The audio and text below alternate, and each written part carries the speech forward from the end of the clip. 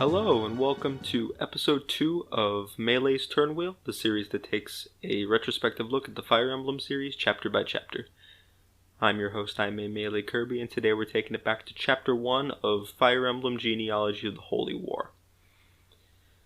I don't know if you guys noticed, but that musical intro this time around was a lot shorter last time. I don't know how I didn't notice this before I put the episode up, but I went back and listened to it, and that intro was 30 seconds long.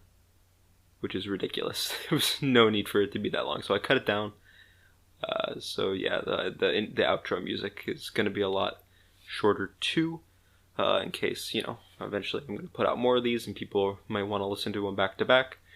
So I figured that would be a nice little convenience. You don't have to go in and manually change the episode. Just let it autoplay.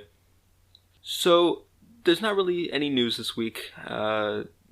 Get used to hearing that. I'm probably not going to go out of my way to say it every single time. But in lieu of news, I'm going to talk about a few things that I want to expand on from last time, a few minor corrections and a disclaimer. The disclaimer being, any advice that I give here on this podcast is going to be heavily subjective. It's going to be based on information that I feel is reliable, and, I'm never going to give you bad advice, obviously, on purpose. But, I don't play efficiently a lot of the time. I use bad units. I use units that I like, even though they're not, good. So, even when I think I might be giving good advice, it might not necessarily be advice that I put into practice myself. Make sure you take anything you hear here with a grain of salt, because, I could just be wrong. If you ever hear me say something and you think, I don't know if that's right, it's probably not. I might just be talking out of my ass. In which case, feel free to leave a comment and disagree with me. We could talk about it a little bit. Engage in some discourse. Last episode, I referred to someone named Eris a few times, and there's no one named Eris in this game. There's Ares, but a few of you thought that I was talking about him, but no, I meant Aaron. Aaron from Gen 1, the Pegasus Knight, I was talking about. Although now that I'm thinking about it, because the context was that I was talking about giving Eris the Brave Lance. So now I'm thinking about Ares with the Brave Lance. I don't think he can even use it until he promotes, but it could be interesting. I don't see him needing anything besides Mistletoe, but I guess it's a possibility. Last episode, I didn't really talk about Lex as much as I probably should have. All I said really was that I liked him, but that I probably wasn't going to use him. I should make it clear that he's a very good unit, especially once he gets the Brave Axe in this chapter. He goes off really hard. But before that, it's kind of shaky. He can deal a lot of damage, he's pretty tanky, but he doesn't deal with mages well. But he's on a horse, and at the end of the day, that's really 90% of what matters in FE4 is, are you on a horse? Do you have decent skills? Which he does. He has Paragon, which is nice. Passes it on to kids. Lex is like a great father. Other than the fact that he cannot pass down items to kids, he is a fantastic father. Paragon is just a really nice skill for anyone to have. Vantage is like kind of mid, but it's still cool, I guess. Pairs well with like Wrath, I guess, if you want to do like a meme build with that. And then finally, if you read the title of the last episode, you'll know that I did not talk about Midir. I forgot about Midir entirely, so I'll talk about him real quick right now. He's good, gameplay-wise. He is on a horse again. That's really all that matters, but he gets good weapons. There's no other mounted bow users until Lachesis promotes, so he gets pretty much exclusive access unless you want to go out of your way to use Jamk or Bridget, because they're the only ones who get good, who they're the only other ones who can use bows. So, and then Bridget has the U-Fel, which is all she'll ever need, so it's basically just Jamk. So if you don't care about using Jamk, you can give him the Killer Bow, you can give him, eventually, if he marries Aideen, he'll get the Brave Bow. Even if Jamk marries Aideen, you could probably just give him the Brave Bow anyway, and then just give it back to Jamk so he can pass it down to Lester. The Silver Bow, stuff like that. Really anything that you could want. And bows aren't super good in Fire Emblem in general. That's a recurring theme you're going to see, but in this game it's fine. Brave weapons are just nice in general, and there are a few chapters where you fight flying enemies. In Chapter 4, there's a lot of Pegasus Knights. There's also a lot of mages that, just go down in 2 hits from a brave weapon, so you doesn't have to worry about counterattack, which is really nice. In general, being able to attack from a distance is pretty alright. FE4 it treats bow users better than a lot of other games. That's for sure. It's like you can split Fire Emblem games down a line, games that treat bow users well and games that treat them not well at all. And this is a game that is kind of in the middle, but leaning more towards treating them well. And with all that out of the way, I think we can go ahead and get started with the chapter of the week, which is Chapter 1, Maiden of the Spirit Forest.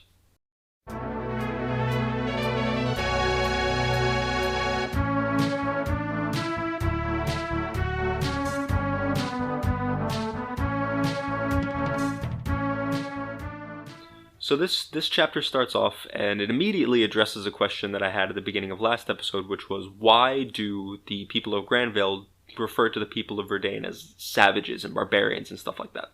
And there are a few reasons that I gave. The big one was mostly headcanon, but my idea was that maybe it's because they don't associate with the Crusader, and that's such a big part of Granville's culture.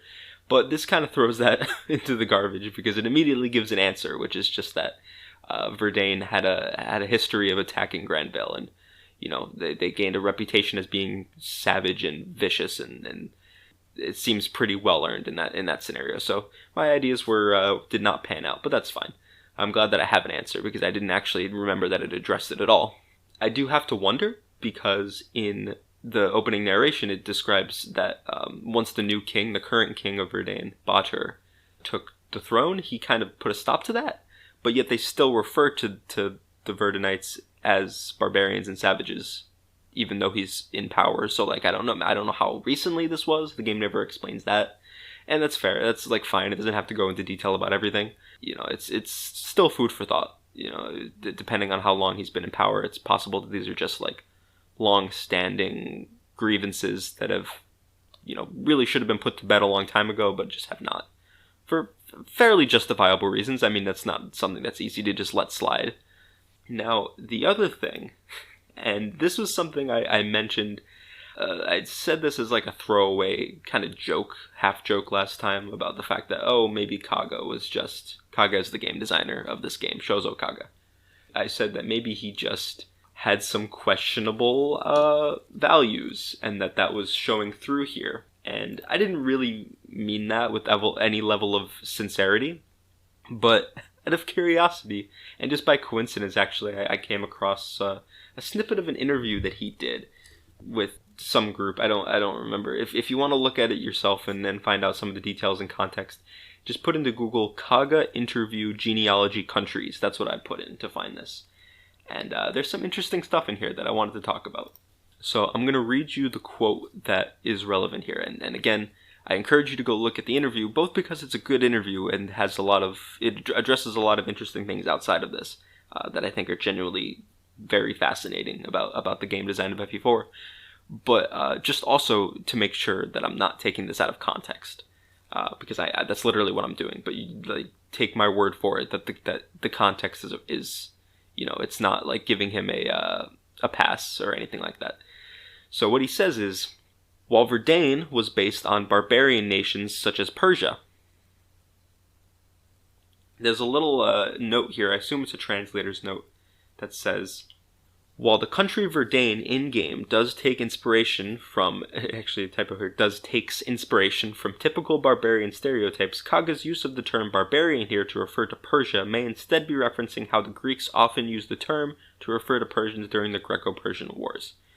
So this translator, again, I'm assuming it's a translator's note, seemed to give him a little bit of the benefit of the doubt here, which is fair. I don't know anything about the man personally. Obviously, I'm not going to assume his values based on one line from an interview, but I do think it's definitely questionable and made me raise an eyebrow.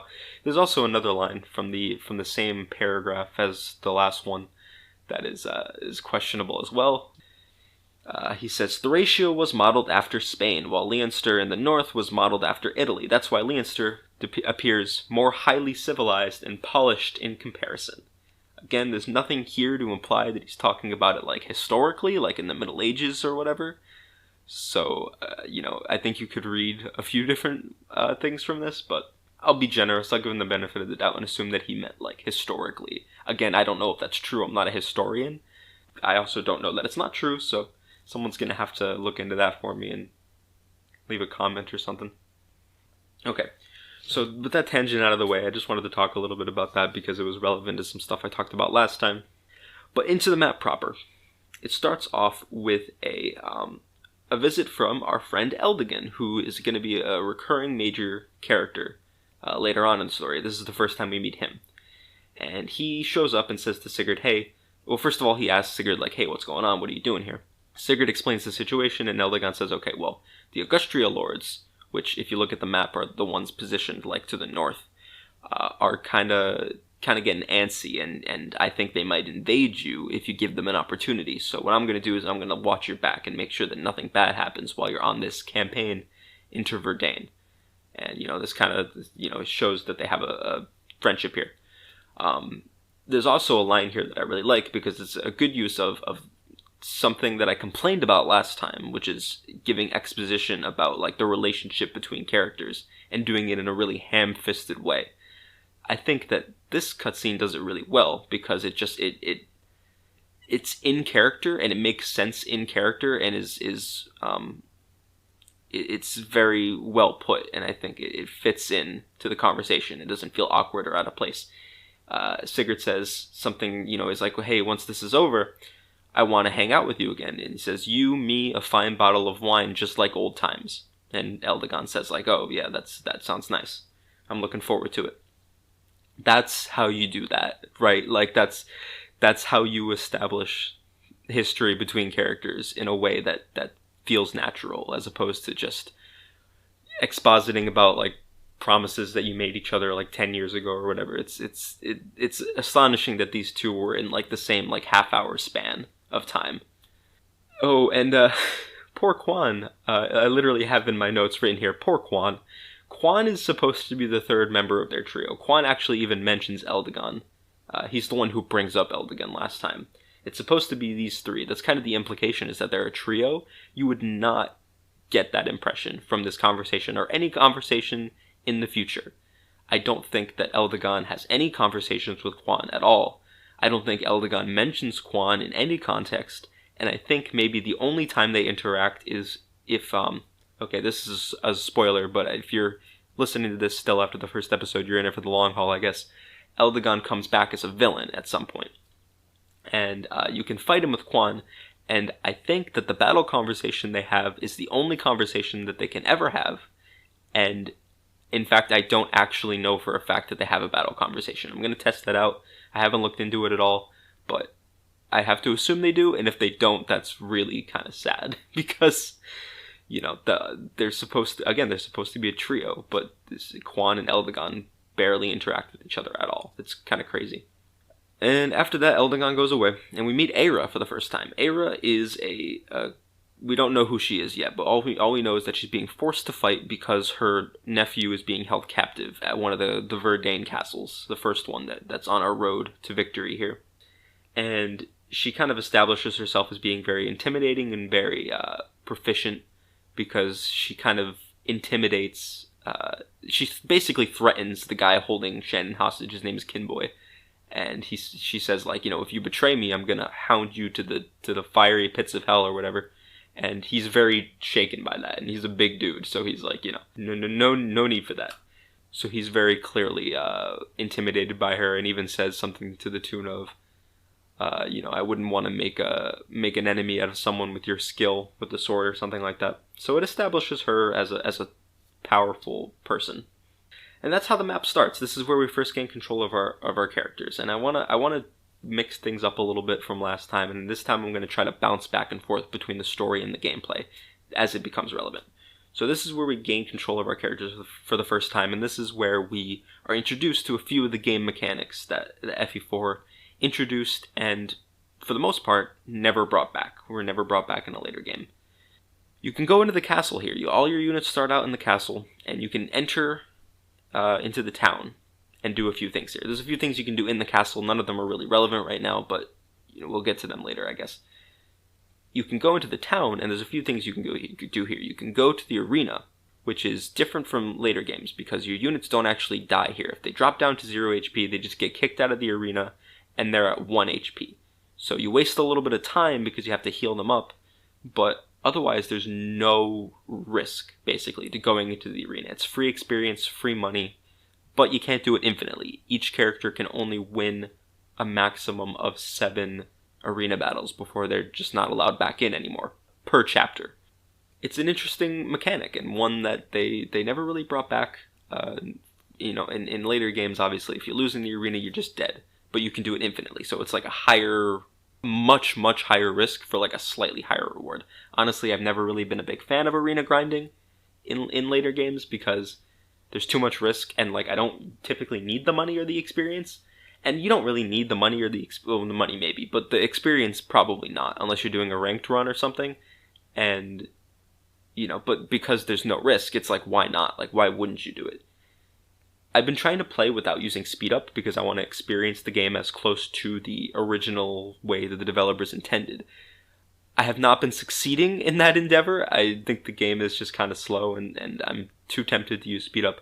But one thing that I do solemnly swear to never do for this run is brute force through the arena, because you might experience situations in the arena where it's unlikely that you'll win, but it is possible. And with speed up, you can brute force it. You can just go through like 10, 20, 50 attempts in the arena until eventually you get it. If I face a situation where it's very unlikely that I'm going to win, and it takes me more than a few attempts to win, I'm just not going to bother. I'll try it later, or I'll just skip it. Because I don't want to abuse. I want, if you wanted to play this, if you wanted to import an SNES or a Super Famicom, I guess, and a copy of the game, that's not how you would be able to play it. So I don't think it's fair to like take that into consideration while representing this game in the context of a retrospective. Another mechanic, I don't really necessarily say it's introduced here, but this is where it becomes relevant, is the way the game handles items and gold. And this is probably, for me at least, this was the case, the biggest barrier of entry to this game, is that it takes out the trade mechanic, which has been a staple. I'm pretty sure it was in literally every other game, although in FE1, and I think FE2, it was handled very weirdly. In pretty much every game, you can have your units trade items. One person gives them an item, they give another item back. They can swap around like the order of items in the inventory to like change and equip weapon. There's none of that here. And that was a big concern for me. Also, to a lesser extent, but still, the way gold worked. There's no common gold pool. If you get gold on a character, it stays on that character, and they can only give it to their lover, or if you're a thief like Do, who we're going to meet later this chapter, they can give it to anyone, which is part of what makes thieves so good and interesting in this game. But, for the most part, 90% of the time, when you get money with a character, it's because you want money on that character. So it adds a lot of depth to, who's going to visit that village and get gold, because every village gives gold, my bad. It adds some depth to, well, do I want this character to use up their gold on this, or do I want them on something for themselves? Do I want them to buy an item or repair an item, or do I want them to give that money to their lover who can use it for something? Stuff like that. I'm beating around the bush here, but basically what I'm trying to say is I really, really like this system. I don't necessarily think I would love to see it come back. Obviously, for a remake, I want to see it come back. But in a new Fire Emblem game, I think it's maybe a little bit too obtuse for like the modern audience, and that's fine. That's not That's not me being patronizing. I'm above the modern audience. It's just it's a weird mechanic, and I don't necessarily think it's for everyone, but I think it's really cool. The way items work, again, you can't trade. The way you have to transfer items between characters is you need to sell it to a shop, and then the other character buys it for double the price that you sold it for. So it can be a good way for a character to get gold is to get an item and then sell it to the pawn shop if that character doesn't want it. But it also adds something for your consideration when you're killing a boss that drops an item. Say that you have a boss that drops, like the boss of this chapter drops a magic ring. And, obviously the only character you have right now that makes real use of that is, I guess Dierdre, but also Azel would be the only one that I can think of that would really want it. But Azel's not really great at dealing with this boss, and even getting to him is a struggle. So you have a few options, right? You can put up with the effort of getting Azel to that boss and having him kill that boss, to get the item on him. You can kill him with Sigurd and then just leave the item on Sigurd if you don't really care about using Azel. You can sell it for gold or just have it in your inventory because you don't really care and no one else that you want to use wants it. You put up with that item being in an unoptimal place because, it doesn't matter for you. Or you can set it up in a way where you get the item on Sigurd and then you find a way to transfer it to Azel. There's a few options there, and it's I would say in general, and a common theme in strategy games in general is that inconvenience is a big catalyst for decision making, because when you're put into an unfavorable situation and none of the outcomes are great, then suddenly you have to decide which suboptimal outcome do I want. And that's interesting. And it's more interesting deciding what optimal outcome do I want. It's like like using Crom or Robin to kill an enemy in Awakening. Those are both good choices, and the choice matters insofar as both are options and both are equally as good, but at the end of the day, it doesn't matter. But in this game, because none of the choices are good, it means that you have to weigh the pros and cons, whereas a good choice versus a good choice, there's no pros and cons there. It's just you kill the enemy and you're done with it. So I think it's interesting. And I definitely, if this is something that you were worried about getting into this game, I definitely think that you should put aside your preconceptions and just do it. And I think you'll end up really liking it. That's pretty much all the prep stuff I wanted to talk about. So once you actually start the map, there's a few things you need to consider. There's a village in the very southwest of this map, and it's difficult to get to because a brigand starts heading there immediately, and he's so close to it that there's very few ways to get there unless you're going super fast. What I ended up doing was I ended up having Sigurd go full tilt at the village, almost every single turn going his full movement along roads, and I still barely made it in time. There was a few interesting consequences of this decision. One of them was actually I almost got Sigurd killed because he ended up taking on so many enemies that his silver sword broke. From full uses, I had it repaired from last chapter. He just used it 50 times, it broke, and I ended up having to use a lance, and that hurt his avoid a little bit. He ended up getting hit a few times, and he died, which, I did not think it was possible to get Sigurd killed, especially not in Chapter 1, but you can do it, apparently. But the other interesting outcome is that I had to fight the first boss without Sigurd, which is hard. He has a hand axe, and he doesn't double, and he's not even particularly fast, so most of your units can double, but he's very bulky, and he does a lot of damage, so most of your guys are going to go down in 2 hits, and if they're damaged at all from fighting any enemies previously, then they're going to go down in 1 hit, probably. So, I had to reset a few times. This game is kind of built around...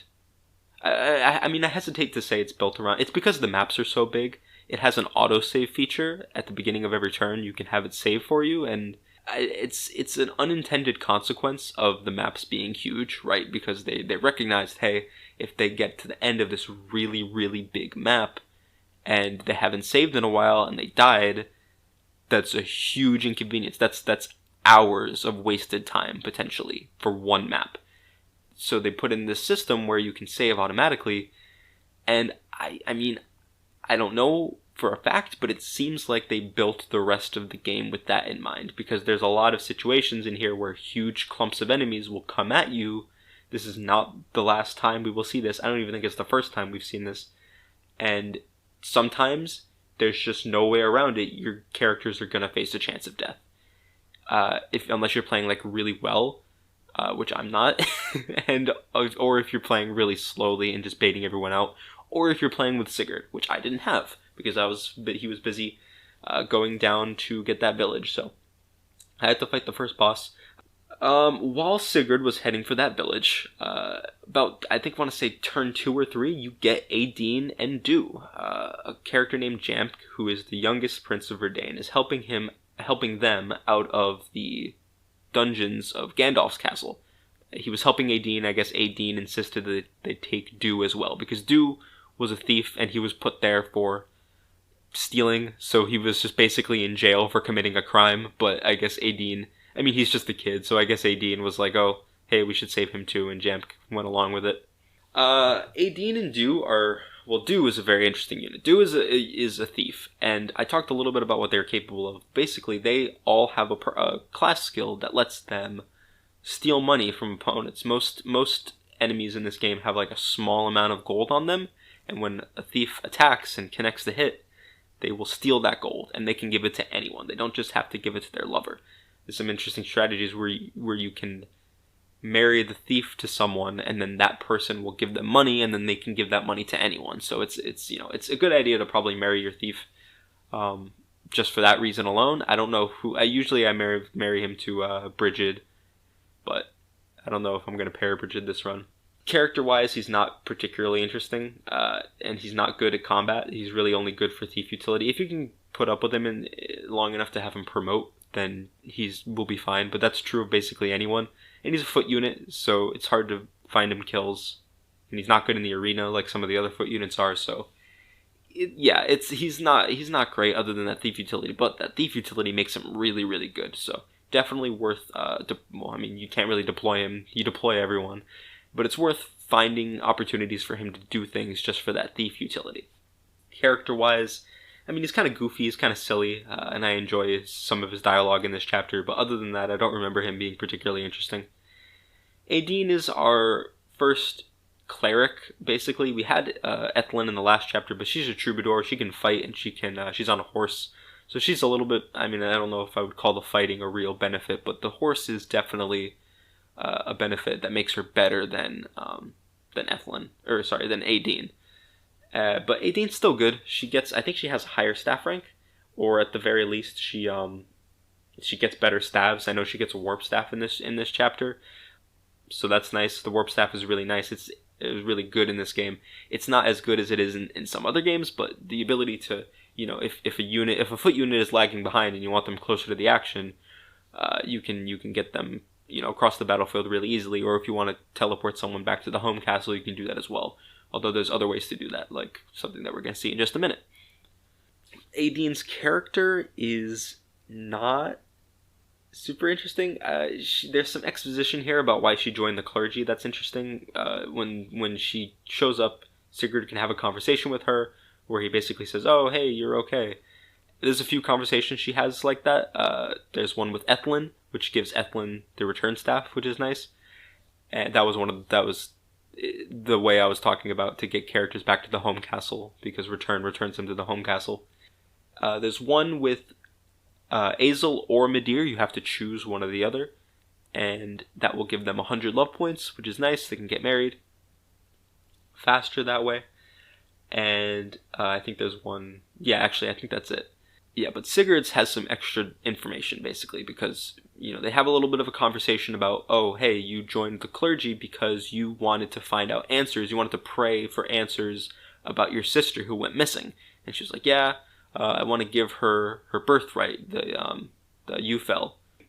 Yeah, so this is the first we're seeing it, I guess, outside of, like, a village conversation. This is the first we hear of a holy weapon, so that's kind of cool. So we find out a little bit about her backstory there. She cares about her sister, and she wants to, find her and give her her birthright.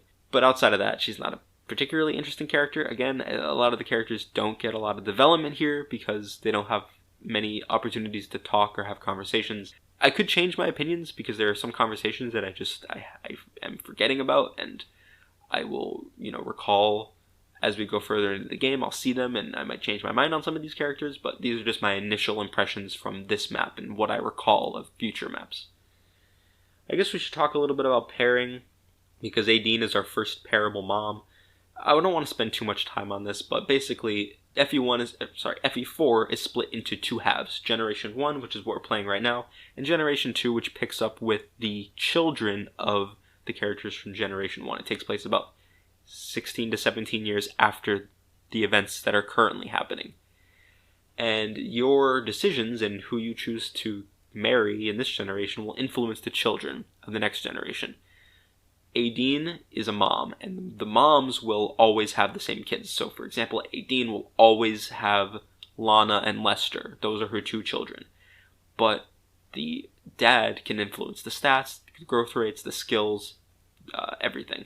The dad will pass down the items that you give them to the son, and the mom will pass down the items to the daughter. The money is passed down. There are some pairings where the genders are reversed. So, for example, Quan will pass down, despite being a dad, will pass down his items to his daughter, whereas Ethelyn will pass down the items to the son, Leaf. I don't want to get too much into like pairing wars in terms of what's the best. I will talk about a few of the ones that have been good for me and seem to be general consensus on like what's good. Midir is probably Aideen's most popular partner because he gives good skills and good weapons to Lester, her son, and he gets good growth rates out of it. Jamk also gets the good weapons, and I think you could argue it's maybe slightly easier to pair the two because I think they have roughly the same amount of love point conversations and same opportunities to build up love.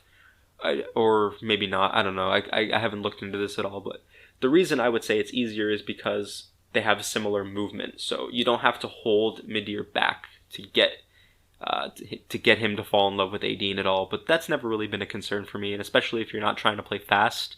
Like, you want to play fast a lot of the time, but then once you get to the end of a map, there's really nothing you have better to do than just grind out love points, so it's if you're not playing a ranked run or anything, it's fine. It's never really an issue to get Midir and Aideen to get married. Now, Lana is the weird one in this equation because most of the time she's just going to be a decent healer. You know, she has the same classes as Aideen, so she's going to be able to do warp stuff. She's going to be able to heal, and her magic stat isn't actually all that important. But what is interesting is that if you give her Bloggy Holy Blood, then she can both inherit and use the rescue staff, which is interesting and something that is very fun to play around with, although there are pairings that I think make better use of it. I've never done Claude Lana before. Claude is the person that you have to marry Aideen to get this system to work out. I've never done it before. I think I want to try it this playthrough. I'm either going to marry her to Aideen or Claude. I haven't decided entirely yet, but I'm leaning towards Claude. So we'll see how that works out. And Lester becomes terrible, but he becomes actually a pretty decent mage killer, I think, because he gets really good res and a good res growth. But that's a meme build more than anything. Like I could not in good conscience argue that Claude Lester is good or even like not terrible. He's pretty bad. He's mounted. You can still give him good weapons. He doesn't inherit any, but you can still get them if you just sell them to him. But I'm going to give it a shot this run, I think. The village near your starting position name drops Sandima. Sandima is the main villain of like this chapter, basically. He's the final boss of the chapter.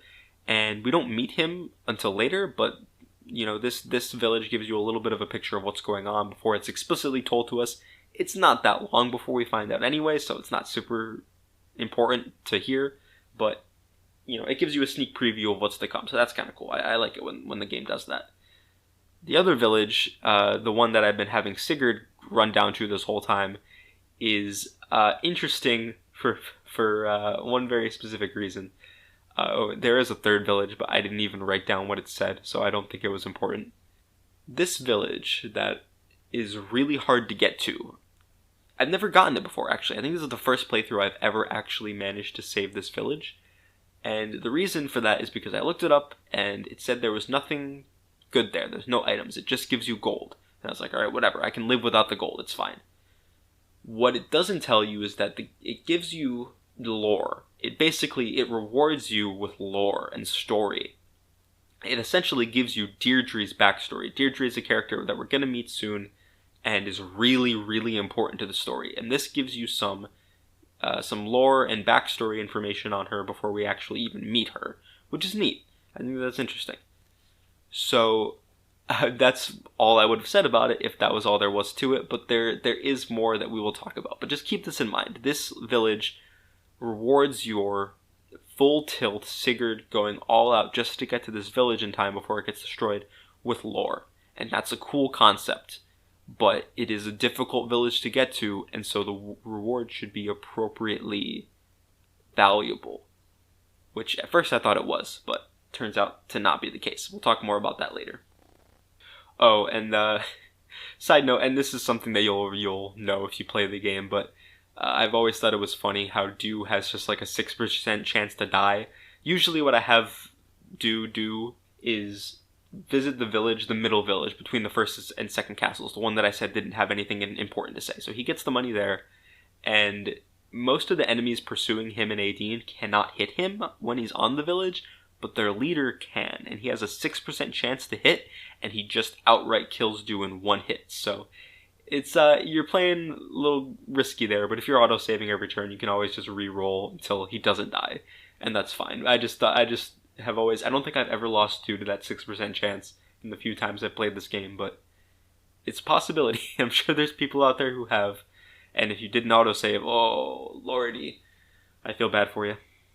And then finally, before we move on to the first castle, there's a conversation here between Finn and Quan. It gives Finn some nice stat boosts. I want to say it's like strength, skill, and defense or something like that. But it also characterizes Finn really well. And it kind of shows what he's all about. And you know, I said last time that he only got one line, but that he was going to become one of the best characters in the series eventually. It's kind of from the process of having both generations of this game and FE5 to be a character in. No other character in Yggdrasil gets that much screen time except for maybe like, I don't know, Lewin, maybe? But I don't even think that much. But yeah, Finn in this conversation is really interesting because he he expresses loyalty, unwavering loyalty to Quan. And basically says, I will go with you no matter where, no matter what. I will always stay by your side. But he's also down on himself. And it's interesting to see the dynamic here because he basically insults himself and says, like, I'm just a weak knight. I'm not much use to you here. And that in and of itself says a little bit about Finn, how he's kind of down on himself and doesn't really have a whole lot of self-confidence. But it's also an interesting moment for Quan because Quan doesn't deny it. And he basically says, all right, well, if you feel that way, let's just train right now, and that'll help you improve. And I think that that's a really interesting moment for both of them because it can be interpreted in a couple different ways, or both ways, if you think that both of these are true. But you could say that Quan maybe agrees with Finn a little bit here, and I mean, in the story, I don't know exactly what level of knight Finn is, but Quan did choose him above all his other knights to accompany him. So he's got to be like decent, right? So I don't think that's really it. I think more what's going on here is Quan realizes that that's not how he's going to be able to get through to Finn. Finn, he can't just say like, oh no, Finn, you're really strong, you're really tough. That just won't work. And I think Quan implicitly understands that if he wants to improve Finn's confidence, he's going to have to give him demonstrable reason to improve his self-confidence. So if he's feeling down about being weak, just make it so that he doesn't think he's weak anymore. And, through action. And I think that that's a cool moment. And it says a lot about both of them without saying much at all in terms of the actual dialogue. And it's interesting. I like this conversation a lot. I don't want to hold this against the map because it's not the map's fault that I wanted to play this way. I don't think. I think you could argue maybe it is, but I'll give it the benefit of the doubt. But basically, to get this village, I had to send Sigurd all the way down and all the way back up, which took forever. It took a very long time. It was very tedious. And I had to reset a couple times because, like I said, Sigurd died, and that made it take even longer. And that colored my perception of this map a little bit. I'm going to try to not let that influence how I feel about this map because it's already not one of my favorites, but I do think that it's not fair to judge it that way because there's probably a better way to get the village that I just wasn't able to think of. So I don't think it's fair to say that that's how you're meant to experience the map, and I'll give it that benefit of the doubt. But eventually I was able to get Sigurd to go to the first castle, you have to bait Aira away from it, because to recruit Aira, you need to capture the castle without killing her and then talk to her, which is difficult because she guards the castle, and it's really easy to just kill her with Sigurd, or if it's one of your other units, she might just proc Astra and just kill them. Usually what you have to do is you bait her with Alec, who has Nile, which makes it so that she can't proc Astra, and then you just kill the boss and capture with Sigurd. Once you capture this castle, Sigurd meets Shannon, and this is a really interesting moment for Sigurd, because Shannon reveals himself to be the Prince of Isaac, which is, if you remember from the last episode, is the country that Sigurd's country is at war with. He's the prince of that nation. And Sigurd, with no hesitation at all, immediately offers to take him under his wing. Oyfi pipes up here and says, "Hey, shouldn't we tell the king about this if we're gonna harbor the prince of the enemy?" And Sigurd basically shuts down that idea and says, "No, he's a kid. This war has nothing to do with him," and kind of just ends the conversation there. And Oyfi takes a moment to say, "Wow, he's really just such a cool dude," and he is. This is a really cool moment for Sigurd. It's not particularly unique, because I can imagine, I think this is a plot point in FE3 at some point, is that Marth doesn't want to kill the prince and princess of the enemy nation.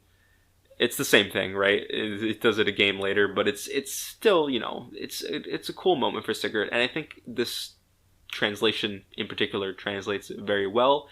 In alternate translations that I've read in this, particularly the transcript on Serenus Forest, which I used to cross-reference all the dialogue to make sure I didn't miss anything, he hesitates a little bit more and doesn't seem as immediately into the idea. So I think I don't know exactly what it's meant to be conveying in Japanese, but the Project Naga translation does a really good job of communicating this is just, Sigurd didn't even have to stop to think about it. He just does it without considering that it might not be the best idea. Cool moment for him. Again, not groundbreaking or anything, but it's cool. This is where we meet Elliot. Elliot shows up after you capture this castle, and just like Eldigan suspected, is going to attack Sigurd's home castle and then move on to invade Granville. Eldigan steps in, and he has a line here which establishes his character very well, which he says, "I don't expect a challenge." He's talking about going out to fight Elliot, and he's telling his knights, "Hey, we're going to go out to do this. I don't expect a challenge." Which, in gameplay, also is true, because he not only is he super strong, his knights have a very low chance of dying. I think a couple of them can die. This run, none of them died for me. They just shit all over Elliot's men. And it establishes his strength really well, which is good, because we're going to be fighting him later, and when we eventually get there, people are going to remember this scene and be like, "Damn," because we have to fight Elliot and his men later, and they're not super difficult, but they're not pushovers. And the fact that Eldigan just demolishes them, we see. You see Sigurd and his army's comparative performance next to Eldigan's, and it really sells how strong Eldigan is, and makes it, all the more intimidating when we do have to fight him eventually. After we capture the first castle, we can recruit Aira, who is this is going to be the hottest take of this podcast. Aira is not a good unit. I'm sorry, guys. She's really good at combat, really good at clearing out the arena, but she's a foot unit. And unlike Azel, I think she has more movement than Azel, so maybe that's not entirely fair, but I was going to say Azel can attack at range, which gives him a little bit more flexibility. She cannot, unless she uses a magic sword, which are bad on her. Although Azel also promotes into a mount, so, higher reward for your investment there. But if you want to use Aira, that's fine. I'm probably going to use Aira. I like using Aira. She's cool. But, yeah, she's not really super noteworthy, in my opinion, and neither are her kids. Larcy and Ulster are not phenomenal. They can be good. I mean, again, she's good at combat. Her kids are going to be good at combat. It's just a matter of getting them to the enemies. And kind of no matter who you make their dad, their combat is going to be good enough for the arena anyway, so I don't think Aira's husband is the most important in the world, but for the sake of talking about it, I think her best is probably Holland, who's a character we meet later on.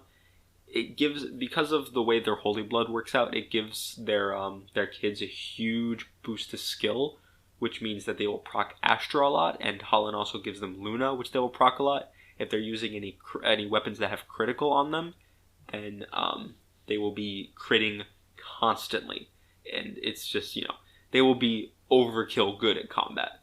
It's absurd the degree to which they will clear out the arena every time. Behind him, I would say it's kind of dependent on what you want. I think that as foot units, they could benefit from Paragon, which is why Lex is a very common dad for them.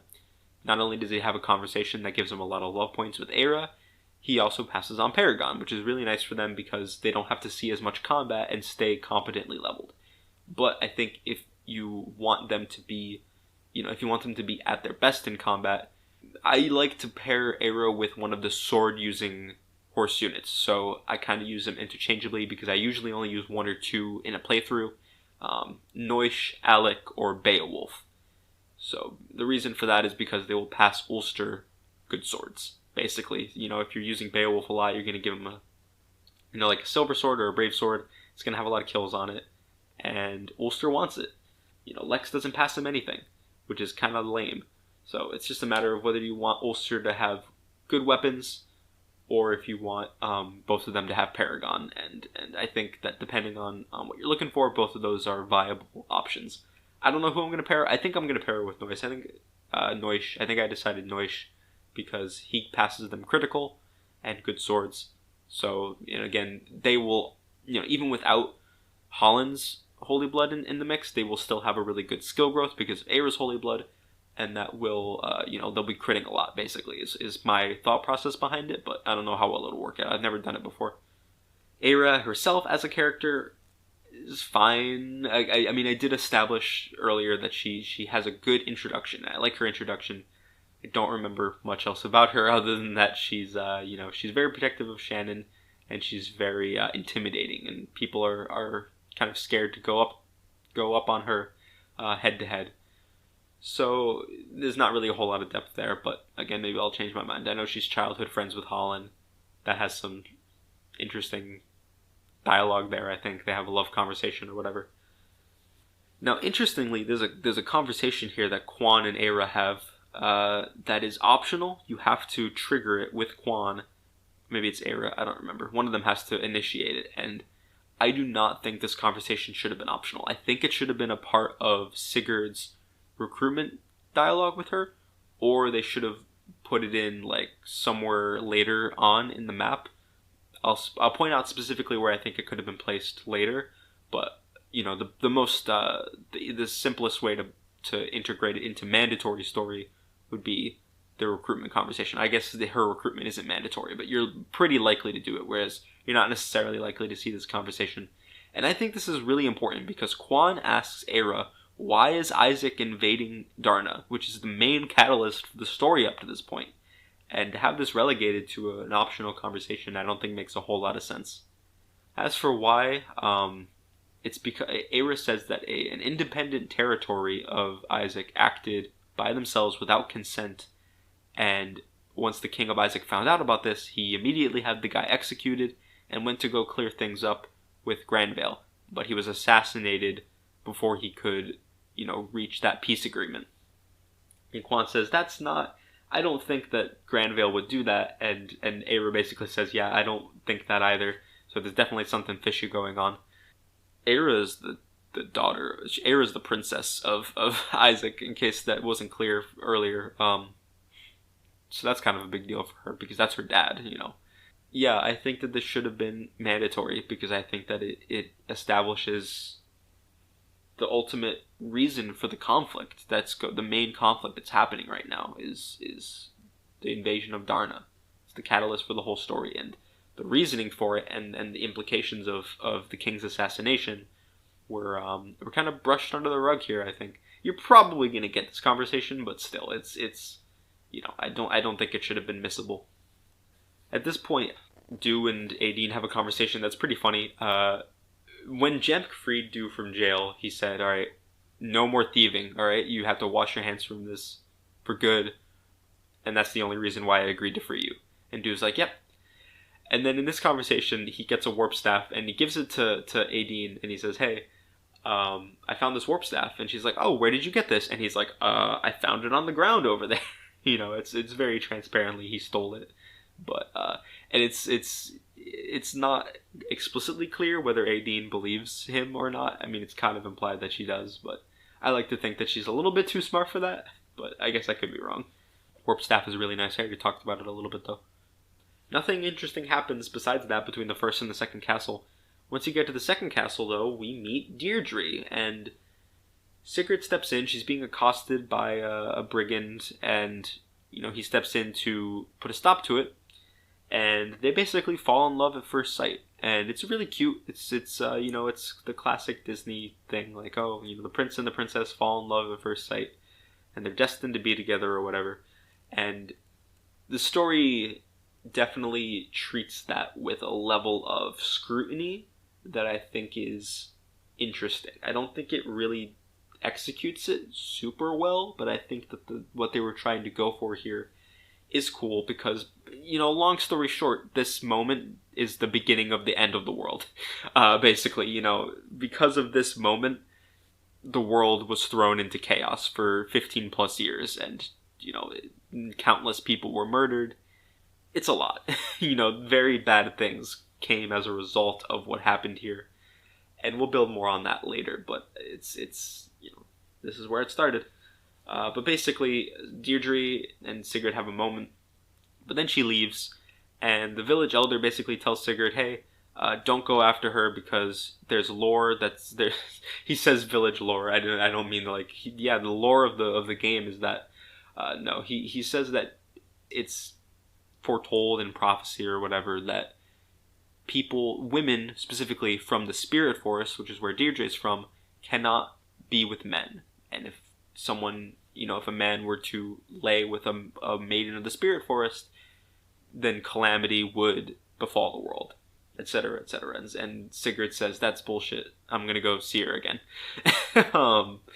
Which, was his first chance to not end the world. But I guess it's, it's fine. At this point, we meet the king for the first time. We heard about Loptyr in the opening narration, but this is the first time we meet him. Jamk has gone back after saving Aideen, he went back to talk to his dad and try to convince him to stop fighting. But this is where we meet Sandima. And Sandima has been manipulating the king, Grima Wormtongue looking ass from Lord of the Rings, basically convincing him that the war is the right thing to do and that, Granvale was going to invade him anyway, and just basically bullied him into it. And Jamk is trying to fight against it, but Loptyr ultimately sides with Sandima and says, no, listen to Sandima, go fight, and come back victorious. And Jamk's like, fine, whatever. He's not happy about it, but he does it anyway because he's very loyal to his dad. At this point, once Jamk leaves, the king is like, maybe this isn't such a good idea after all, and then Sandima immediately kills him and takes control of the Verdane army under the guise that the king has fallen ill. We get a visit from another guy, another villain introduced here named Manfroy. And Manfroy, if you had to press me for one single main villain of this game, I would say it's Manfroy. I think Julius and Arvis are also, relevant enough to be considered main villains. But if there's one single main villain to this game, it's probably Manfroy, because he's the one pulling the strings from behind the scenes. It's implied that he is the one who assassinated, or at least it was done on his orders, assassinated the King of Isaac. He's the one who's trying to put into effect these plans to raise the Loptyr Empire, which is the big bad guy organization or whatever. It's basically just neo-Nazis. No, I mean that's not true. They are the evil guys essentially, and they want to bring back their evil empire. It's pretty basic stuff. There's some exposition in here about how they were tormented and treated badly, which is something that is built upon a lot in Chapter 7 of this game. And we'll talk about it more there, but there's they don't talk about it much here, so I think it's fine to just gloss over it for now. But there's been some controversy over the the Loptyr Empire, and then the game trying to sort of make them obviously not like justified in what they're doing, but try to give them like tragic backstories basically. And I don't think it worked particularly well, but again, another time, another place. They exposit a little bit about their plan, which is basically they want to invade Granville for some reason. I don't know why.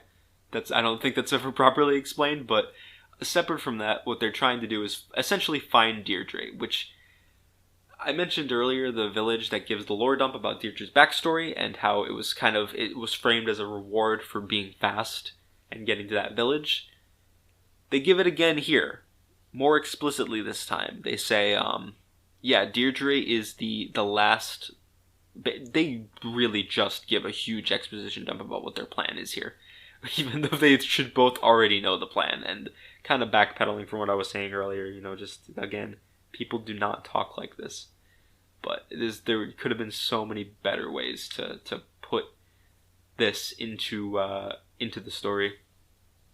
They say that Dierdre is the last heir of someone named Sigyn, or she's the daughter of someone named Sigyn, who is the last heir of someone. I don't remember the name of the guy, but he was basically the brother of Gale, the emperor of the Loptyr Empire. Or no, the lore is kind of confusing. I'm sorry, I'm getting all mixed around.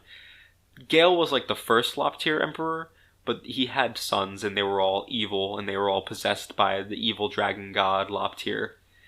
And one time, one of the emperors had two sons, and one of them was evil and was possessed by the spirit, but one of them was only like a little bit evil. They had like the energy or the blood of the spirit of Loptyr in them, but they weren't evil. And they went away, and they actually, I think they organized the resistance or something like that. It was their influence that ended up costing the Loptyr Empire, their power. And then they went and settled down, presumably in the Spirit Forest, and had some kids, and eventually it led down to Dierdre. And Dierdre has that dormant blood in her as well. And Manfor says, we need to find her. I have the son. We need to find the daughter, and we need to make them fuck. And then once they fuck, they will produce a child who will be the new big bad evil guy. That is their plan, and that is spelled out in explicit detail. And I tried to succinctly summarize it here, and I think I did an alright job because it's explained. It's really just a big lore dump, and was not very well executed in my opinion. So that's their plan, and I think that I mentioned earlier that I think that this kind of invalidates the idea that the lore, or that the village was trying to reward the player for fast gameplay with lore and story. I think that if this was not in the game, or if it came much later in the game, I think that it would have been better. I don't think there's a reason that we need to know this now. I think that it could have been a mystery as to why Sandema was looking for Dierdre. I think it could have been, and with the lore from the village, obviously the player probably would have put it together, right? And then if they didn't get the village or whatever, it could be explained in Gen 2 or something like that, or later in Gen 1. I don't care. But this didn't need to be here. And that's not all. Because there's a third way to get this exact same info dump, and we will talk about that in a minute. I keep saying that, but we're not there yet. At this point, we get to the Spirit Forest, and the Spirit Forest is terrible. Essentially, after you capture the first castle, you have to move through the Spirit Forest, which is a big patch of forested area that all of your units have really bad movement through. And there's more. Not only does it just take forever to get through, but Jamk also shows up, and you can recruit him on the battlefield by talking to him with 18. The problem is, he is really hard to get to because of the Spirit Forest slowing down your movement, and he's really easy to just die against because he has a lot of skills that let him attack multiple times. He has Adept, he has Pursuit, he has Accost, which are the 3 attack again skills, and then all of those hits have a chance to be crits because he's using a killer bow. And he is one of the most obnoxious recruitments. I don't want to say in Fire Emblem because you got shit like Xavier and Misha and FE5, but it's up there for sure. At the very least, it's the worst one in this game. and it's not fun. It's really not. So you really have two choices. You either have to get lucky and hope you position yourself well to recruit him with Adine, or you just have to wait for him to come to you, and neither of those is fun. All of those are terrible. I hate all of them. And then once you recruit him, it's, you just have to trudge your way through. Once Sigurd reaches a certain point, Dierdre shows up and is a playable character now. She says that, hey, I have this silent staff and I can use it against Sandima, because at this point we're fighting Sandima, and he will not be able to use magic anymore. This is really nice because he has a long-range spell that can attack you from very far away. It doesn't have a great hit rate, but it does hit sometimes, and I think it's going to be a 2-shot on pretty much all of your units. And if they're damaged from fighting some of the enemies, it's going to be a 1-shot. And it's a dangerous approach. I actually managed to do this without using the silent staff just because I got lucky. I was fully prepared to have to, but I didn't. That was cool. But, it's just not fun. This whole thing, having to slowly trudge your way up, being at the mercy of Sandima's hit rates, it's just not good. It's terrible, terrible game design. And it's why, for a really long time, this chapter was my least favorite in the game. I don't know if it still will be after this retrospective, but it's not good. It's a really, really bad chapter. I should say it's a really, really bad end to this chapter. Otherwise, the chapter was just kind of whatever. Dierdre, as a character, is interesting. She is... I don't want to call her a damsel in distress type, but she basically is. I mean, she's out on the battlefield, she's fighting, and she's not just sitting around doing nothing most of the time. Sigurd does try to protect her, and she kind of steps up and says, no, I want to fight alongside you. And that's cool. That's neat. That characterizes her fairly well. She loves Sigurd a lot, and she wants to protect him. She's all about protecting people. That's her biggest consideration. And she wants to protect Sigurd, so she goes out on the battlefield and fights with him, and that's cool. That's kick-ass. And Fire Emblem has a really, really nice trend of having the female love interests be kick-ass units in their own right. I mean, it's like, Kata or Sita, who's really good also, but then a cool character as well. Lilina is not as good in gameplay, but is still a fun character. Stuff like that. Ninian is a dancer. She's really good for that reason.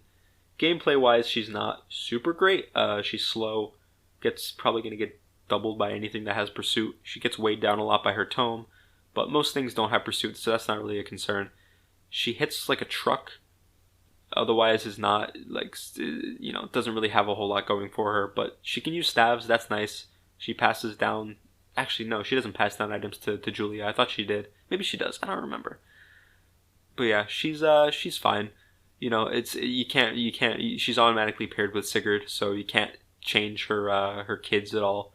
Yeah, I don't really have much else to say about her. She's pretty forgettable as a gameplay unit. She's only around for one chapter essentially, so you don't get a whole lot of opportunities to use her, unfortunately.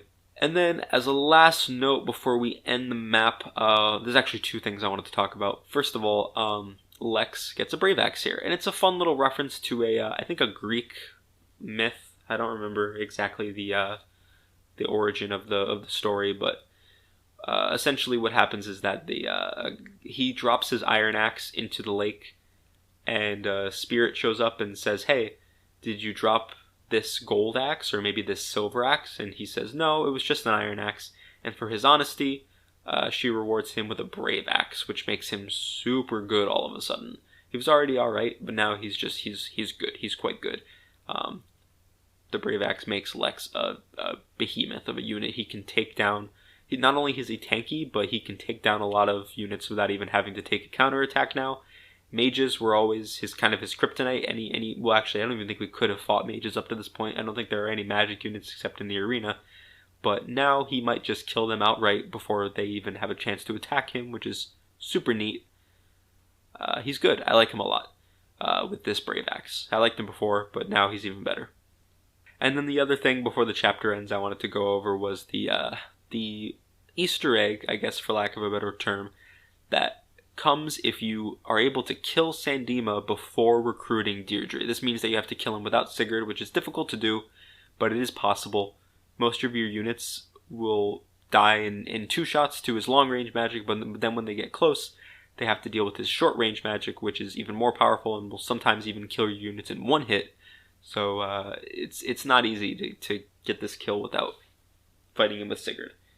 But it is doable, and if you do it, then you recruit Dierdre.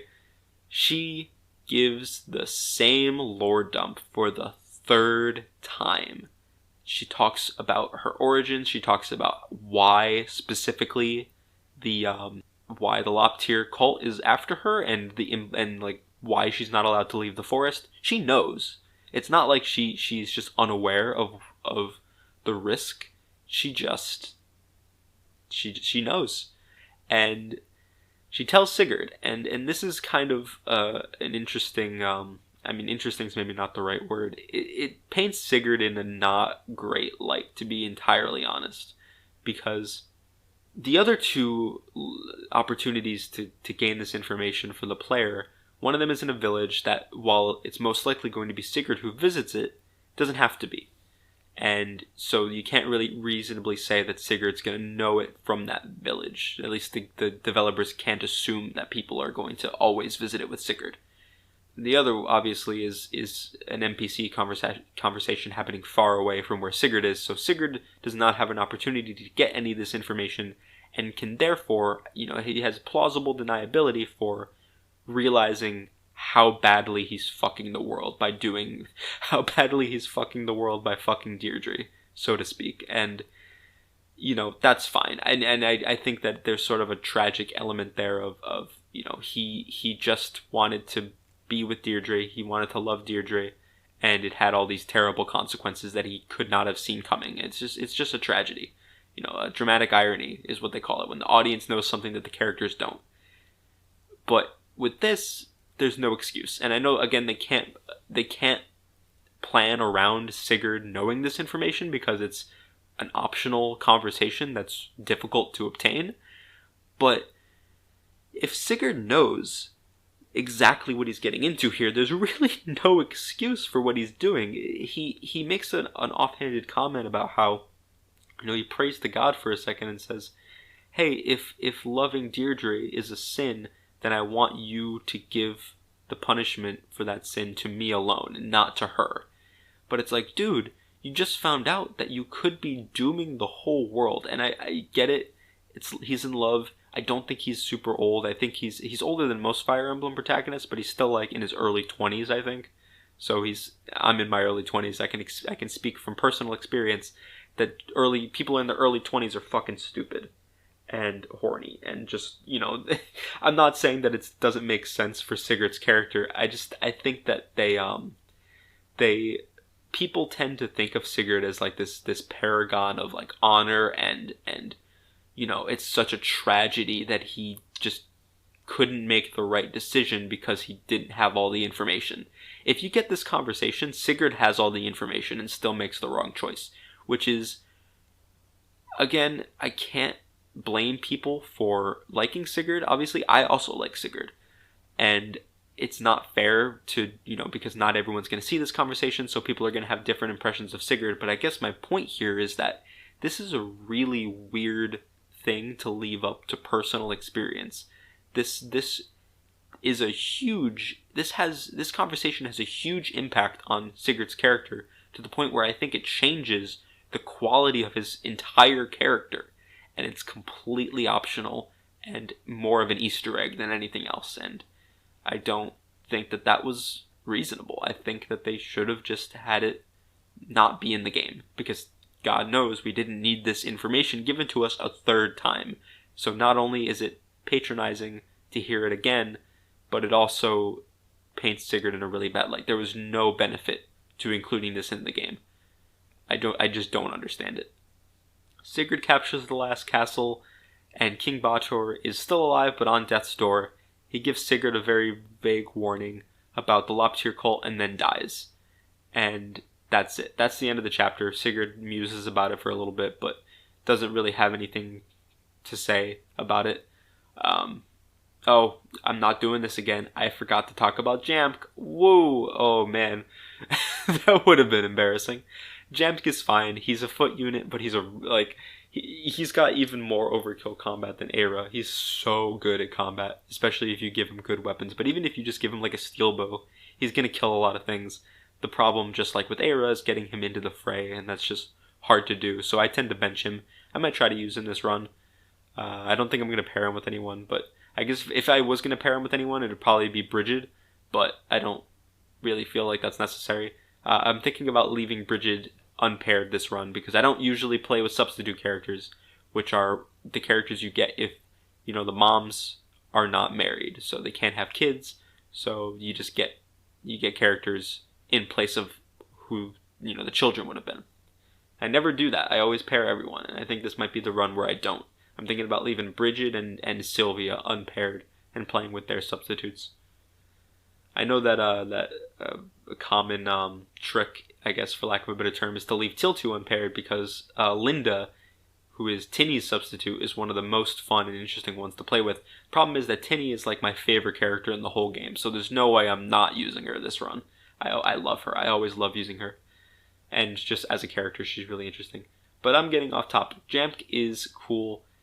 I like his character. He's very loyal to his father. Even when he is recruited by Aideen, he's not saying like, okay, I will fight with Verdane, or I will fight against Verdane with you. He says to Aideen, listen, I'll go back to the castle to try to convince my father again, but if he doesn't listen, and he still wants me to fight you, I'm gonna do it. I mean, that's not what he says outright, but he says that no one's allowed to touch his father, which by implication, he's gonna fight against them if that's what it comes down to. Aideen's just convinced him to give it another shot. Now, obviously his dad is dead at this point, so there's, he doesn't have to make that decision ever, and he ends up going with Sigurd.